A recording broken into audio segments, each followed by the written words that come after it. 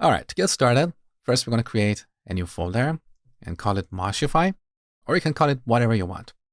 Then we're going to drag and drop this folder onto VS Code. Good. Now we add a new file here called index.html. Here we type an exclamation mark and then press tab to get a basic HTML template. Good. Next, we open up the Explorer panel. The shortcut is Command and B on Mac or Control and B on Windows. So it's this panel right here. Now in this folder, we're going to add a new folder called CSS. In this folder, we're going to add two style sheets. The first style sheet is normalized CSS, which we talked about in the first part of this series. So go to Google and search for normalized CSS. It's this website right here. What normalized CSS does is that it makes sure that all browsers render HTML elements consistently. So right click here and download the latest version. We could also use NPM, but that is outside the scope of this course. Now we drag normalized CSS and drop it into the CSS folder. Good. Then we create another file in this folder called styles.css. This is where we're going to write all of our styles. So in this project, we're going to write all of our styles in a single style sheet. But in a more complex project, we want to split our style sheet into multiple files and then combine them together using CSS preprocessors like Sass or Less. Now, to make sure that everything works, I'm just going to write a basic style here and set the background of the body element to gold. Good. Now, back to index.html. Let's add a couple of link elements. The first one is to reference CSS/normalize CSS. And the second one is to add styles.css. Good. Now, to serve this page, we need live server. That's another extension we need. I forgot to mention it in the previous lesson. So go to the extensions panel and search for live server.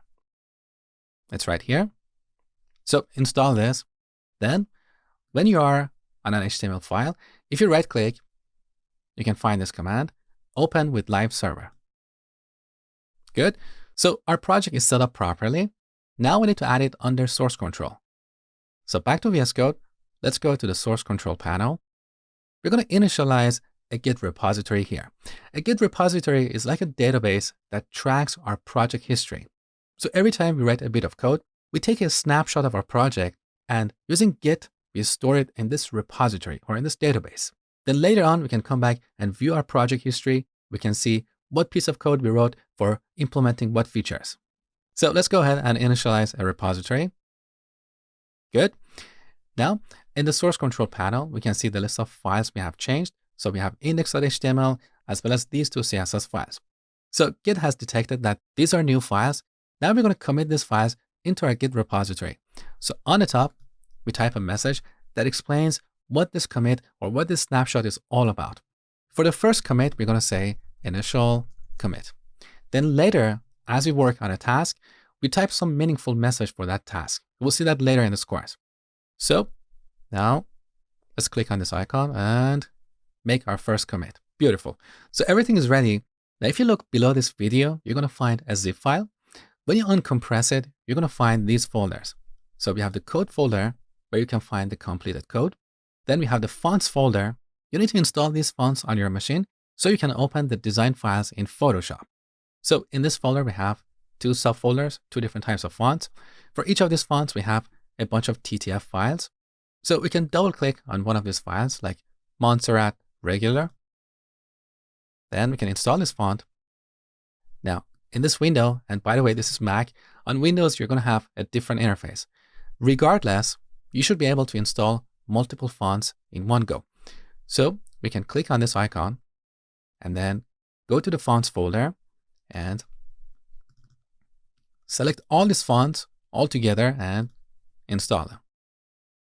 Good. Back to this folder, we also have icons. All these icons are in the SVG format, which we talked about in the second part of this series. We also have a bunch of supporting images in JPEG and PNG format, and the source files, the source design files in PSD.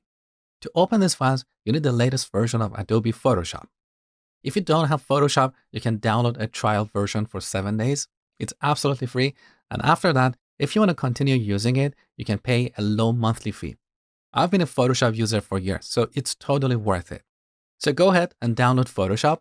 Next, I'm going to show you the essential Photoshop skills you need as a web developer.